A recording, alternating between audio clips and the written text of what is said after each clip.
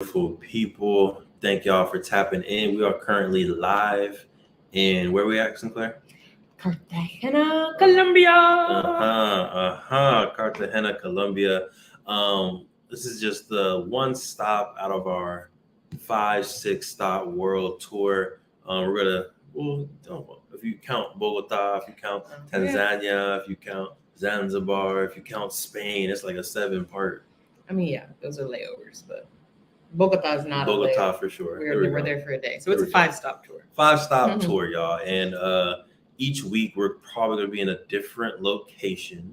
So we're a little bit off of schedule because of the world tour situation, but we're still gonna do the podcast. So we're gonna give y'all a little bit of experiences and let's talk about some stuff.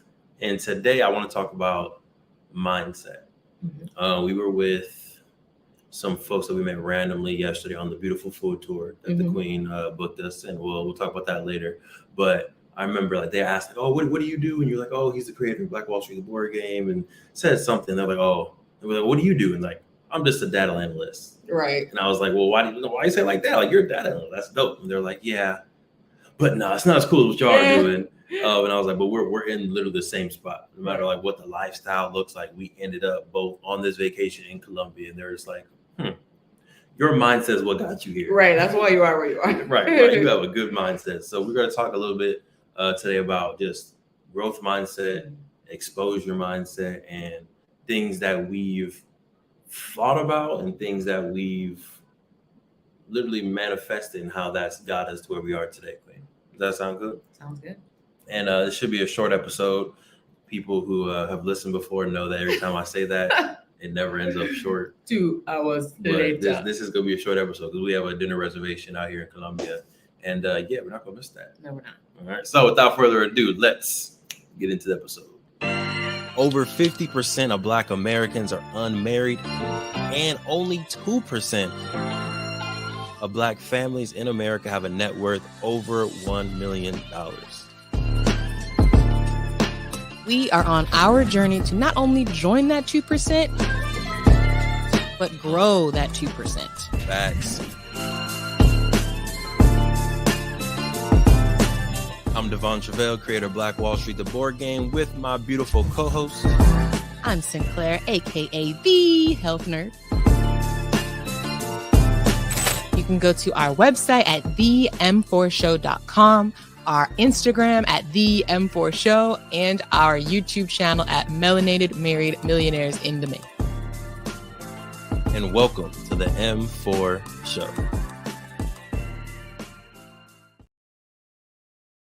Welcome back, beautiful people, to another amazing, impactful episode of the M4 Show, Melanated Married Millionaires in the Making. I'm your host, Devon Truvel, creator of Black Wall Street, the board game. And of course, I have with me my international, my eyebrow dancing, my coconut rice loving, my fried fish, whole fried fish loving queen herself.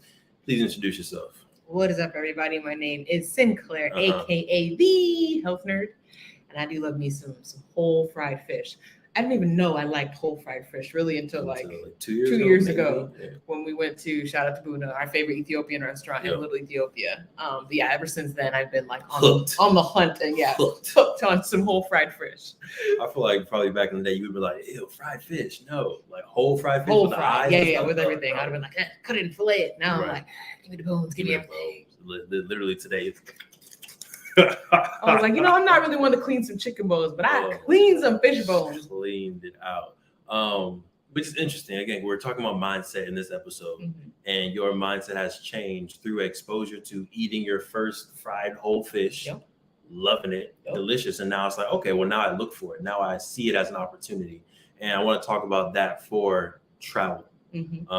So our first trip, and we're doing this because I feel like a lot of folks, when we talk about travel, it's like, oh, you're lucky for doing that. Right. Like, oh, I can't believe you're doing that. You're so lucky. And yes, we are lucky. We're definitely blessed. We had a moment, was that today or yesterday, when I was just like, we're really in Colombia. Yes. I mean, I feel like we've had a moment like that every time. Trust me, we do not take like these opportunities for granted. Like literally we'll be like, we are in Colombia right now. Like that's crazy coming from where we started. And if y'all have been rocking with us, you know where we started. But Queen, talk to me and talk to us about our first travel experience together and how that kind of opened the door to exposure. And I don't know, I think I know what our first one is, but maybe I'm wrong because I don't plan most of them. Is it in Hawaii? Yeah. Okay. Yeah, that was our first like outside of California trip. Mine is Vegas. Vegas doesn't count, y'all, unless you're from like New York. Right. From California. It was literally like a couple hour drive. It was nothing. Yeah. But yeah, so literally the night of graduation, Black graduation, we walked the stage, we strolled across the stage. Yeah. We had a joint family dinner afterwards. Shout out to Walter Robinson for hooking that up. R.I.P. R.I.P. And then we went to a party or something to turn up a little bit. We partied with my brother. And then we literally went to the airport and hopped on a plane to get to Hawaii. And so we traveled to Waikiki. Yeah, that was like our first travel experience. And it wasn't a long trip. I think it was like 4 days. That was our first time using Airbnb. I feel like that's when it was like still experimental for folks to be using Airbnb. And I was like, we're going to try it here. So yeah, we tried our first Airbnb. And yeah, we had just a great time walking around, trying new food. We did kayaking.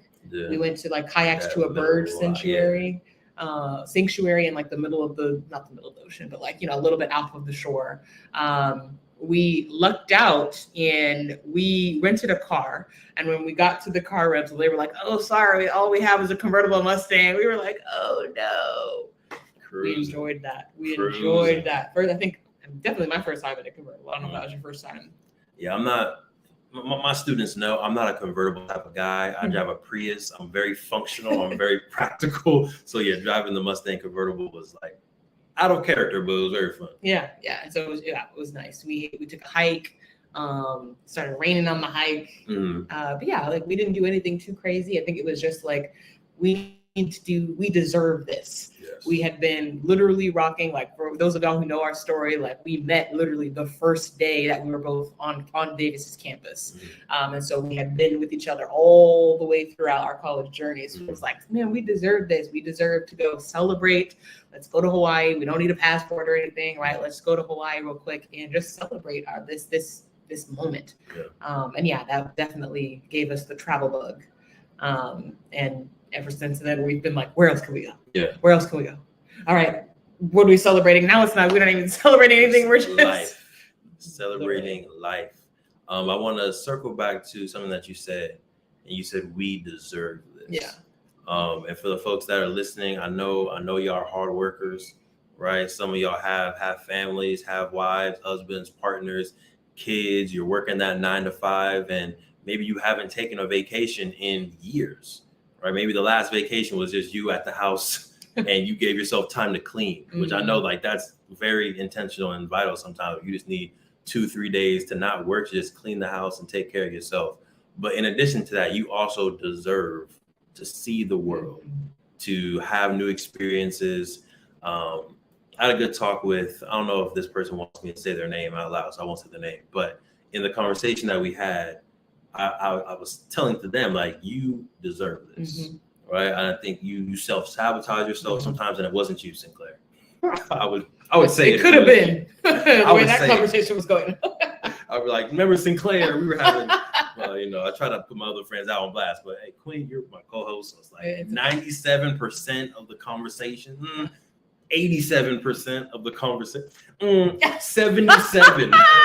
We were talking about a lot, but long story short, I was talking to this person who had been kind of self-sabotaging themselves for a certain amount of time, not being receptive of the blessings that were coming to them. And I was just like, listen, you deserve the best, right? Stop self-sabotaging yourself. Stop saying no to opportunities that are presenting themselves and accept it. Right. And I know sometimes it's a vulnerable position to accept blessings, because like, what if that blessing gets taken away?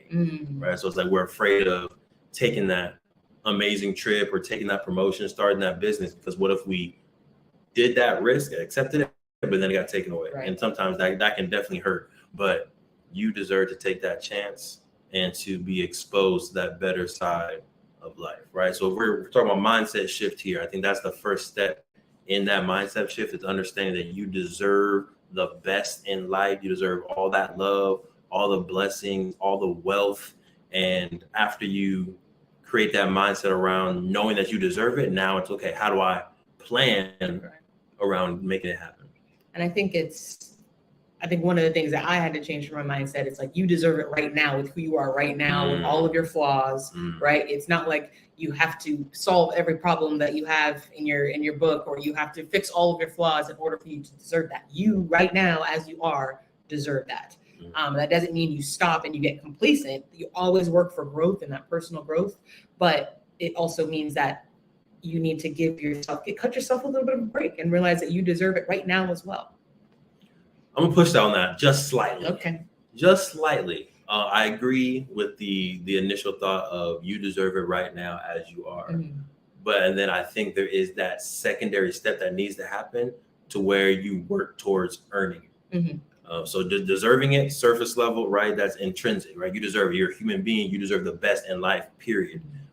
But just because you deserve it doesn't mean you have what it takes right now to earn it. Right? Like we talked about being a millionaire. I think everybody deserves to be a millionaire, right? Everyone deserves to do it, but only a certain amount of people are going to do the work that it takes to earn $1 million.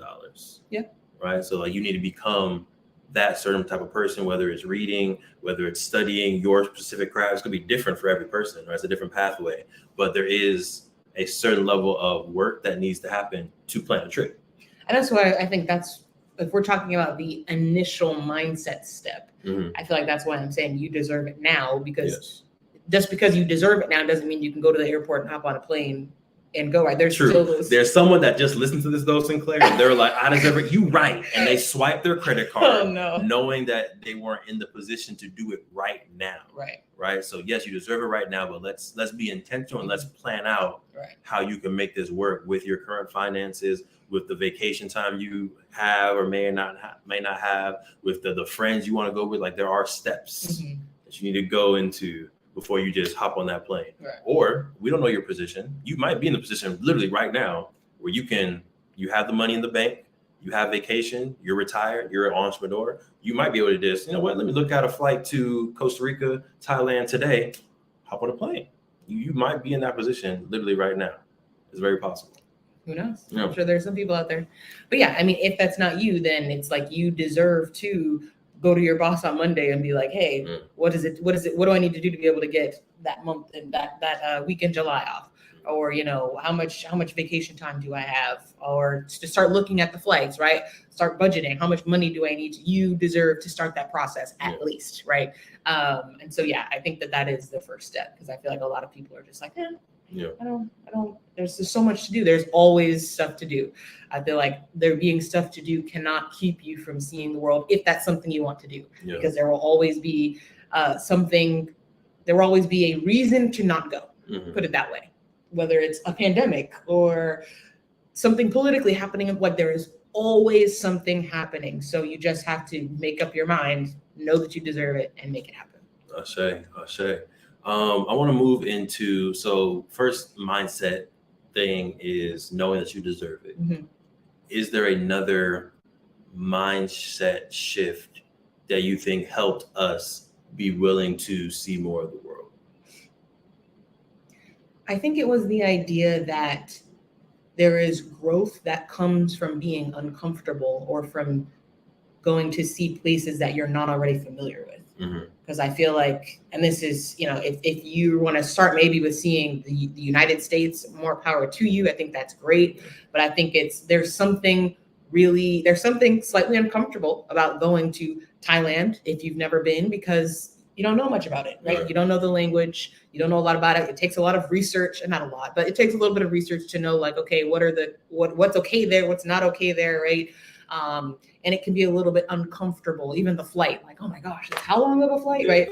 The flight was uncomfortable. I'll be honest with you. The flight was semi-uncomfortable, but it's been the only flight where we've gotten all-you-can-eat Haagen-Dazs and all-you-can-drink wine. I'm just gonna put that right there for anyone who wants to pick that up. It's there. But yeah, I think there's a level of uncomfortability with visiting a new place that is unfamiliar to you. And I think that brings exposure, which I know we'll talk about, and growth, because it's like, okay, well, now I am here where I have to start learning the language. I have to start learning how to ask people where the bathroom is, or, you know, how much something costs, or saying hello and how are you, right? You have to learn to get out of your comfort zone. So I think the mindset shift of like, it's okay to put yourself outside of your comfort zone, and that's where growth comes. I think we've seen that a lot, just from, you know, seeing new things, learning new languages. We still sometimes like, we'll use those languages, and every time we, you know, hear it, we're like, oh, you know what that means, right? Yeah. So I think that's cool. But then also, yeah, just like every place we visit, like, kind of inspires us for like, oh man, wouldn't that architecture be cool in our dream house? Exactly. Or, you know, those types of things. And I think or business ideas, right?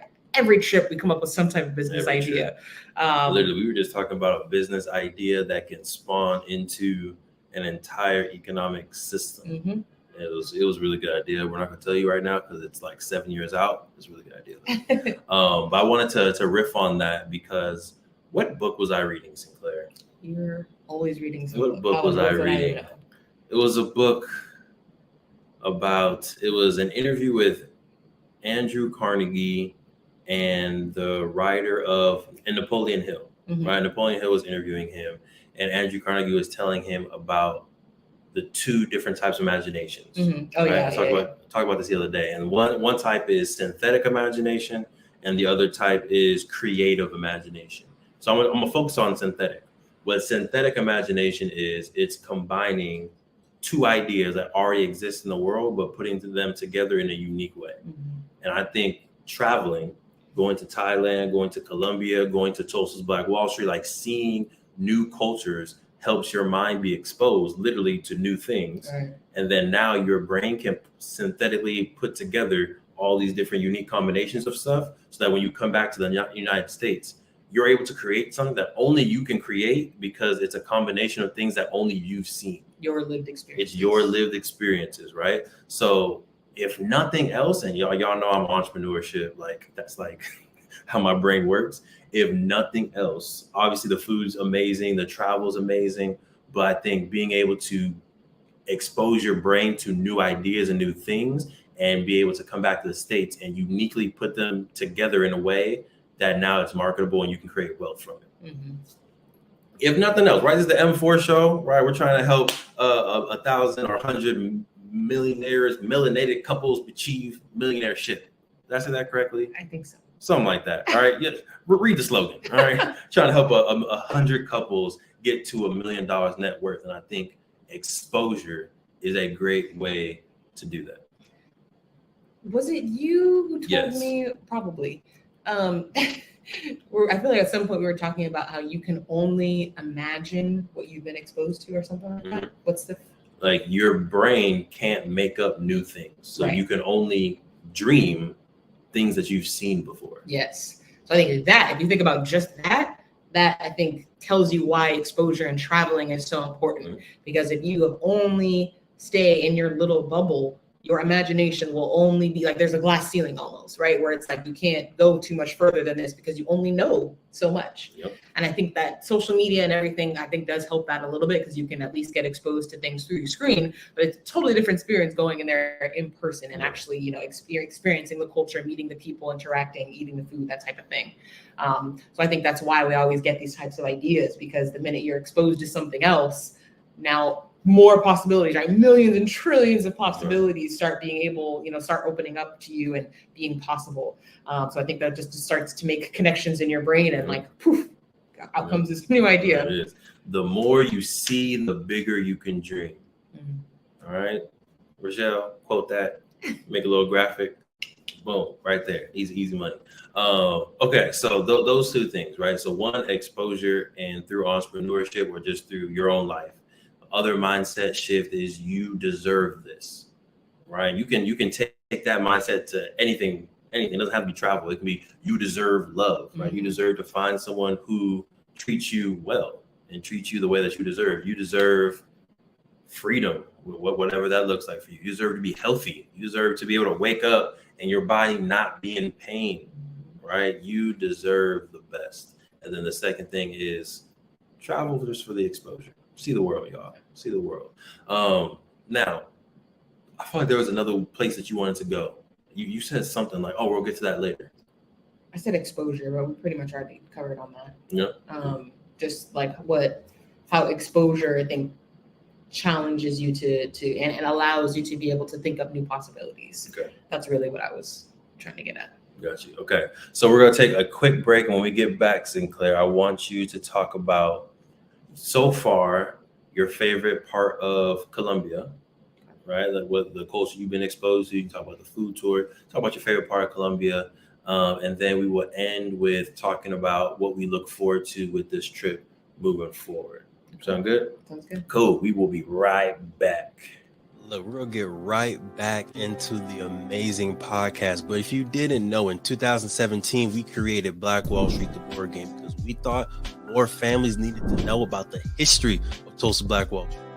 More families needed to know about the legacy of Black excellence left behind of Tulsa Black Wall Street, that we can own a Madam C.J. Walker Beauty Salon. We can have a Booker T. Washington High School. We can have an Uncle Steve's Barbecue. We can have a Renaissance man like Simon Berry, who had his own taxi service and bus service that got bought out by the city of Tulsa. We have brilliance in our DNA. We wanted to make sure that your family can play a game that teaches them about this brilliance. So we have Black Wall Street, the board game, right here. We had the first edition available in 2017. That got sold out. We're on the second edition right now, or you can get the beautiful masterpiece version of the game as well. It's up to you. Head to playblackwallstreet.com and get yourself Black Wall Street, the board game, to empower you, your family, and generations to come. Playblackwallstreet.com. Let's get back to the episode. All right, we are back. Again, we are live in Cartagena, Colombia. Shout out to Exposure, shout out to Traveling. We really hope y'all get the experience. Real quick plug while Sinclair's about to go into her recap of what we experienced so far.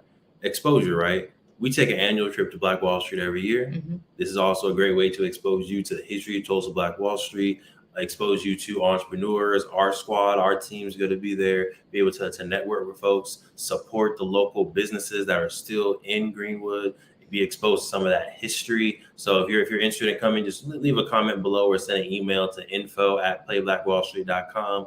We are most likely going to be going in the month of August. It's not 100% confirmed yet. We're definitely going. It's probably going to be the first weekend of August or the second weekend of August. Hit us up. Info@playblackwallstreet.com. Bye. Sinclair. Devon. Sinclair. Devon. Sinclair.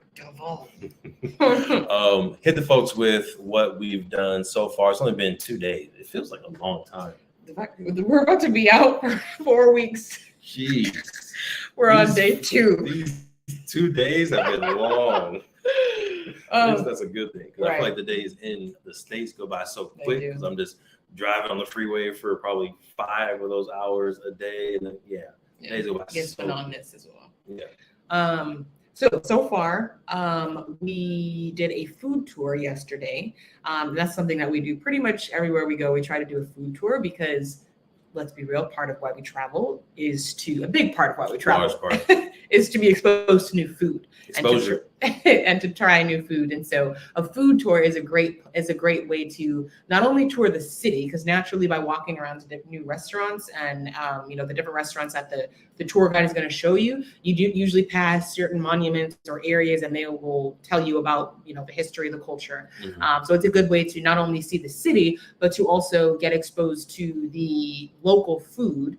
And you learn about the history of the food. And I mean, we learned so much history just from the food that we ate yesterday. It was just really cool, because for me, like, history was never my favorite subject.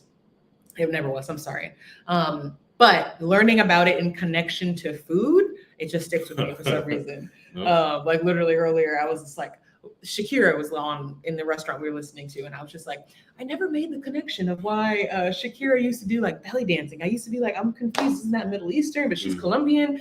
And literally, it all made sense when we started the food tour, because the first stop we went to was a little shop where they were making like Lebanese like croquettes. I don't know what you call them. Kind of. And so, yeah, we tried that. And I was surprised to hear that there was so much Lebanese culture in Colombia, in Cartagena specifically.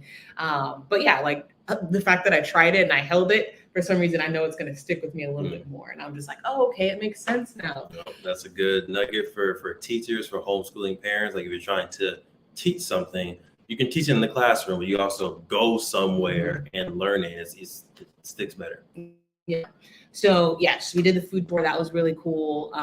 We had like 16 different tastings. We had different empanadas. We had a Chinese empanada. Shout out to Munoz.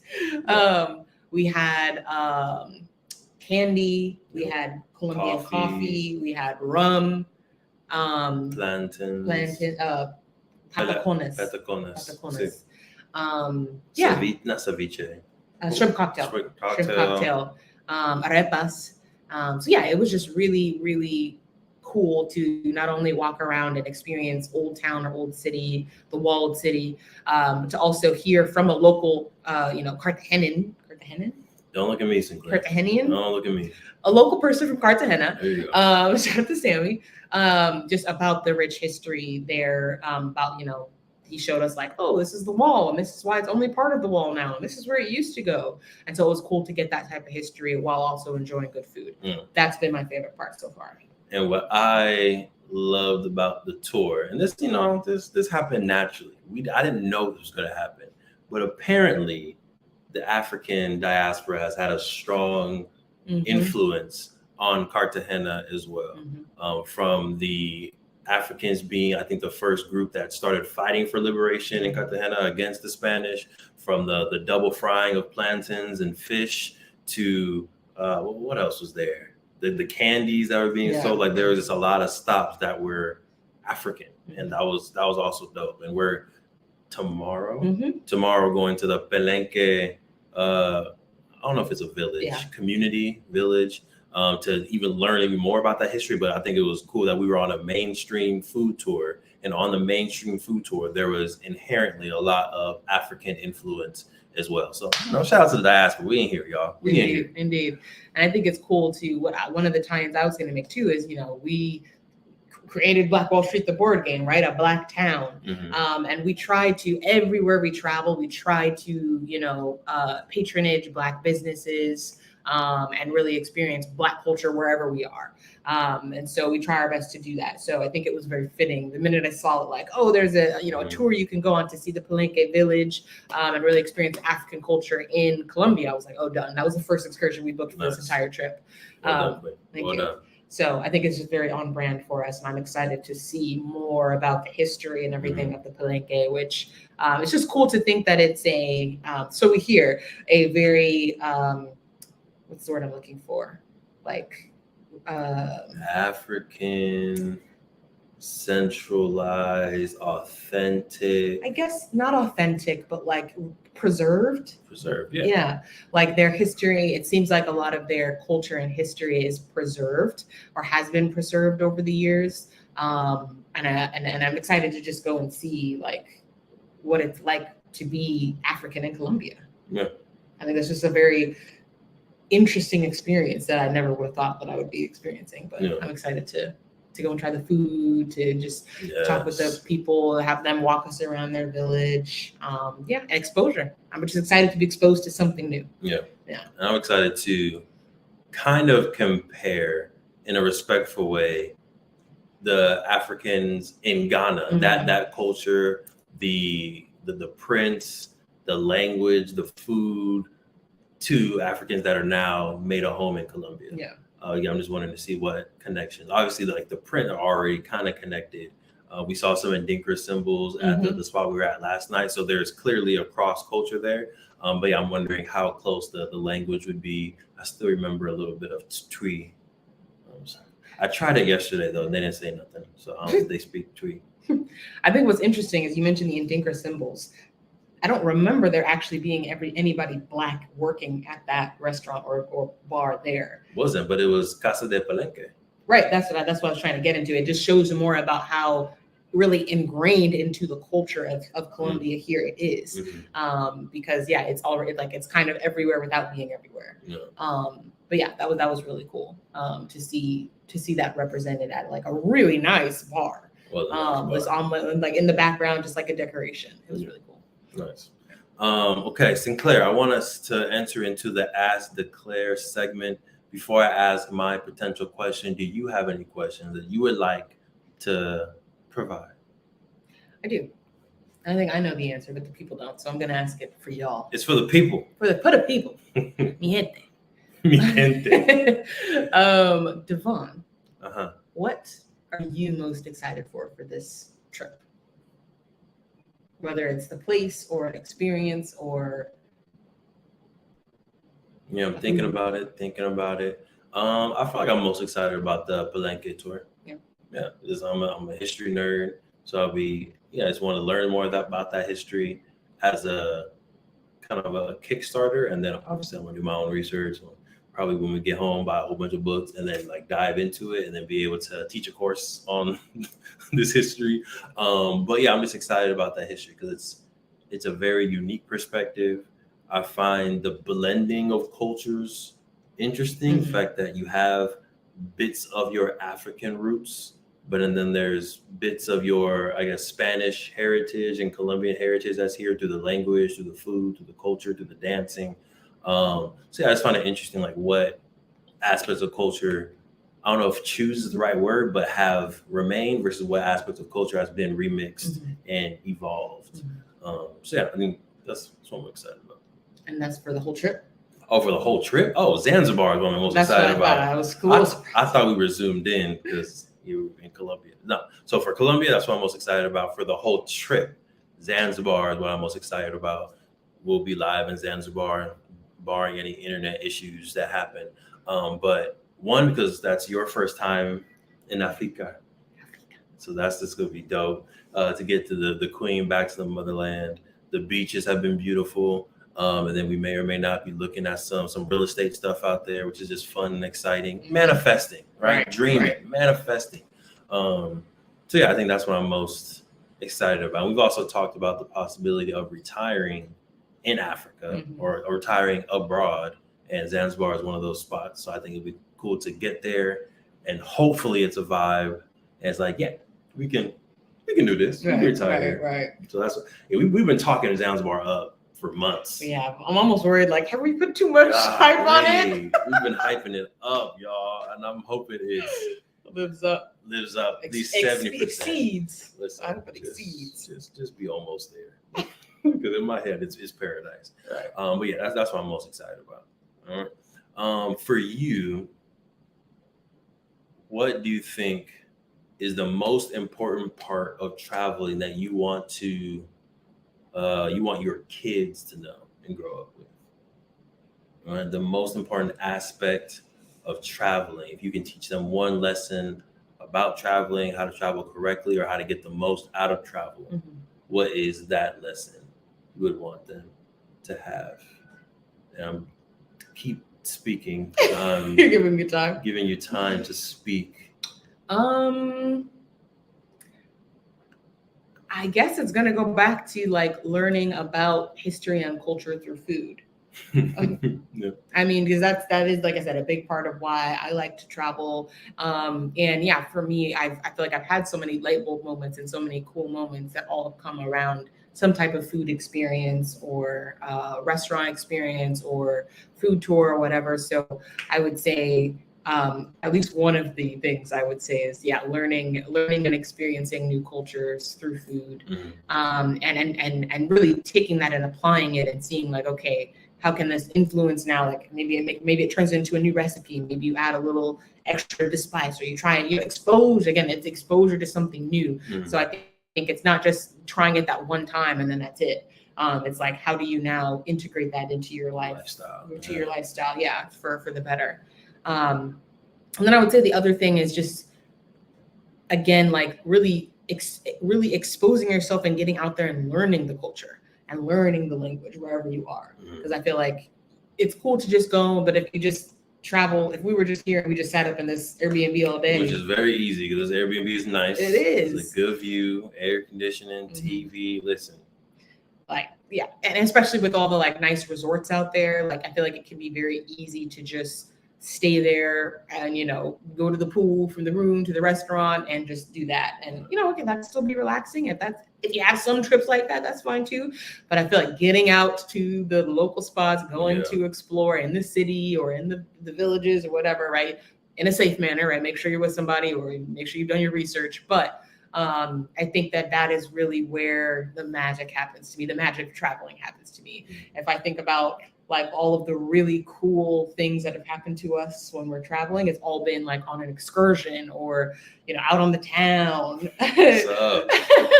So it's been like on Bangla Road in Thailand, where we did meet up with other people from Atlanta and just had a great time, like a great night.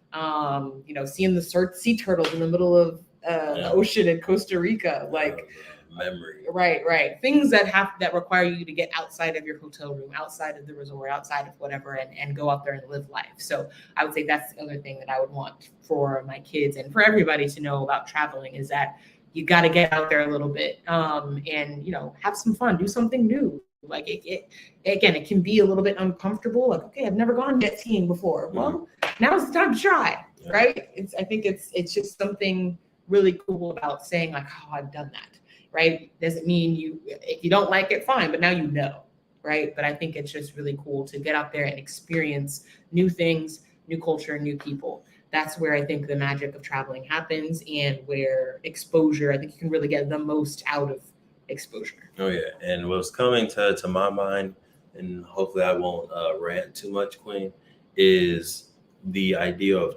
tourism versus immersion. I think it's very easy to be a tourist and just walk around, get on the buses and do the tours, but never actually kind of go off the beaten path just a little bit and go where local folks are and like really just be there and be immersed in the culture. And I think that's what we got when we went to Thailand on Bangla Road. That's what we got when we were in Costa Rica, and we kind of rolled the dice a little bit and got on that boat. And the dude was like, "Hey, I'll take you on a boat tour to a private island and come back sunset." And we were like, see. Like, we'll do it. We'll do it. Oh, and that was just really beautiful experience. Yeah, that was God looking after us. Last night when we were in the Plaza de Trinidad, like that was like immersed, and like they were doing their hip hop dancing and break dancing and stuff. We were just in the crowd, right? No security, no tour guide, just there in the moment. And I feel like those are really our best experiences, because when we look back at what we did in Jamaica, right, which we wanted to be a really dope experience, we were tourists in Jamaica, right? We were in the resort for the most part. We went off of the resort for a little bit, but we had the security guard. We went to one place, went right back, and we didn't have that immersed experience. And we look back at our locations and our travels, that's like, Jamaica was cool. And I want to love Jamaica so bad, right? But it was like, that was cool. But my Ghana experience, immersed, dope experience. Hopefully Zanzibar, immersed, dope experience. Okay, I'm done ranting. Give me out. Wasn't too bad? It wasn't too bad. Good. I put myself out before I got bad. But we hope y'all, gotten this a little bit of my mindset shift here. If you're already in the mindset of I'm going to travel, go ahead and leave a comment. Where is the next place that you're going? All right, where's the next spot? Whether it's New Jersey, New York, Canada, Jamaica, Thailand, somewhere in Africa, Maldives, Bali. Go ahead and drop inside the chat, where is the next place that you're going, and what type of, I guess, mindset shift or lifestyle shift do you want to gain from going to that location, right? And if it's a place that's on my list, our list, be expecting a message. Right. For recommendations. If you say Bali, a random place in India or Italy, Maldives, if you say anything like that, any type of island, you're going to get a message. All right? Hey, how you doing? Tell me more. Just prepare, right? But yeah, let us know. Queen, let's get into some quick updates before we go to this amazing dinner reservation. As usual, we have our Play Black Wall Street has our Leaders Innovating Tomorrow, or LIT program. It's a 12-week financial literacy program where we are teaching 8 to 12. Yes. I want to make sure no one's going to get upset when they see this episode. Like, hold on, you sent me an 8-week proposal. 8 to 12. We appreciate you. To 12. week program where we go into middle schools and high schools and ask the students what is a problem that they see in their community or their household, and then teach them how to create a business that solves that problem. And so we are looking for schools, especially in the Inland Empire, that are interested in having this program at their school. So if that sounds like someone like you, or you know somebody who who works at Inland Empire School or thinks that would love to hear more about this program, have them reach out to us at info@playblackwallstreet.com, and we will definitely get back to them and see what we can make happen. Yes, ma'am. We've been getting a beautiful response when it comes to the Leaders Innovating Tomorrow program. Shout out to the entire team, right? Because we are currently here in Colombia while the team, amazing trained staff, is holding us down while we're doing this, because this trip was planned before we started Lit, right? So we were always going to do this.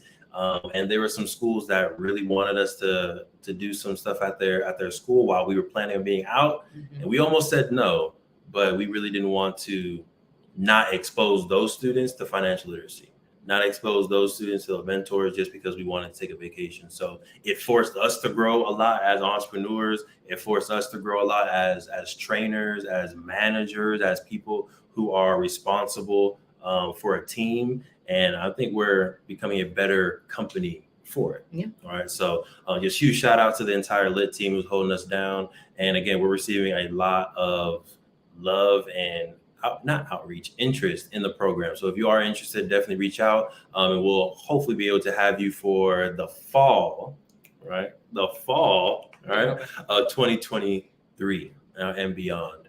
Now, in parallel to that, we also have Black Wall Street, the board game, still available for you all. If you go to playblackwallstreet.com, you can get yourself the second edition of Black Wall Street, the board game, to expose your family to the history and legacy of Tulsa's Black Wall Street and the mindset of being an owner instead of a consumer, right? That's what we're hopefully teaching you all through that game. And as you land on the Madam C.J. Walker Beauty Salon, a O.W. Gurley Hotel, a William Dreamland Theater, you have a choice to either use it as a customer or own it as a sole proprietor. And we're hoping that through the game, you're making that decision. Slowly but surely, you'll start to make that decision in life to also become an owner. So if you're interested in exposing your family to that mindset shift, it's that Black excellence, Black history, make sure y'all go to playblackwallstreet.com and get yourself a game. Queen. Yes. You got anything else for the beautiful people before we head out for the evening? Just stay tuned as we go throughout this trip, get these live updates. Yeah. We're going to be actively recording as we're in these places. Again, all depending on Wi-Fi, but yeah, I'm excited to continue to see how these episodes play out as we're experiencing them in real time. So stay tuned with us, and yeah, that's it. 100%. We'll small note, we again know that we are blessed, and we are very thankful for the opportunities, for the folks that are listening, the folks who have supported Play Black Wall Street or the M4 show over the years. We appreciate your continued support, and looking forward to hopefully connecting with you all in Tulsa or on somebody's island somewhere soon. All right. My name is Devon Truvel, co-host of the M4 show, Melanated Married Millionaires in the making, and creator of Black Wall Street, the board game, with my beautiful co-host. What is up, or goodbye? My name is Sinclair. We'll see y'all next week. Peace. Thank you for supporting the M4 show and our mission to increase the wealth of Black families. If you received any value from this episode, any value at all, any, do us a favor and give us a like and subscribe on YouTube and Apple, Spotify, anything, all of them, all of them. Wherever you're listening, go ahead and like and subscribe. And after you like and subscribe, make sure you send this episode to at least one family that you really want to see win. We'll catch y'all next time. Peace.